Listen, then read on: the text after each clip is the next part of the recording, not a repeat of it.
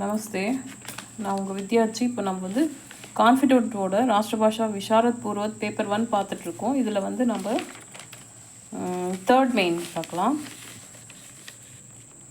Guinea தோ per டிப்பனியாக லிக்கேன்னு கொடுத்துருக்காங்க. இந்த மெயின்கான மார்க் வந்து 10.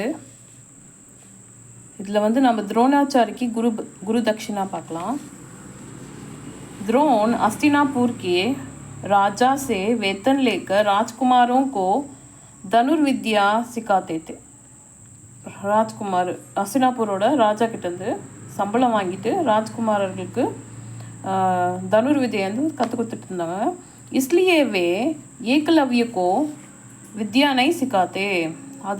அதனால் ஏகலவ்யாவுக்கு வந்து நாலேஜஸ் धनुर्विद्या வந்து சொல்லிக் கொடுக்க முடியல.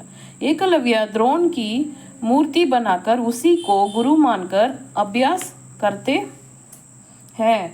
அவர் ஏகலவ்யா என்ன பண்ணுறாரு, துரோணரோட மூர்த்தியை செஞ்சு அவரோட ஸ்டாச்சு செஞ்சு அவர் தான் குருவாக வணங்கிட்டு ப்ராக்டிஸ் பண்ணுறாரு. வஹா அர்ஜுன் से भी महान धनुर्धार बन जाता है. அவன் என்ன பண்ணுறான், ஏகலவ்யா வந்து அர்ஜுனனை விட வில் வித்தியில் நல்ல திறமசாலியாக இருந்தான். அர்ஜுன் ஆச்சாரிய துரோணுக்கே பிரிய சிஷ்யதா. அர்ஜுன் ஆச்சாரிய துரோணரோட பிரிய சிஷ்யனாக இருந்தால் द्रोण अर्जुन को दुनिया का महान धनुर्धार बनाना चाहते थे. द्रोणाचार्यर வந்து அர்ஜுனனை தான் உலகத்தில் இருக்கிற ஃபேமஸான வில்வித்தியில் ஃபேமஸானவனா அர்ஜுனனா नियमित இருந்தார். वे मानते थे कि आगे चलकर एकलव्या अर्जुन की राह में कांट बनेगा. ஏகலவ்யா வந்து முன்னாடி போனால் அர்ஜுனுக்கு मुल्ला मारवान சொல்லி वे एकलव्य को तीर चलाने में अक्षम बना देना चाहते थे. इसलिए द्रोण एकलव्य से गुरु दक्षिणा में उसके दाहिनी हाथ का अंगूठा मांगा.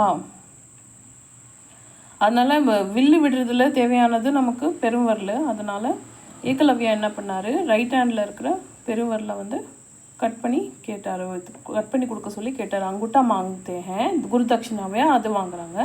इस पर एकलव्या बेहिचक अपने अंगूठे काटकर गुरु द्रोण को दे देते हैं. கவலை இல்லாமல் ஏகலவ்யா வந்து அதை வந்து கட் பண்ணி குரு துரோணருக்கு கொடுத்துட்றாங்க. இதுதான் இந்த இதோட டிப்பனி. இப்போ நெக்ஸ்ட் வந்து பார்க்கலாம். நம்ம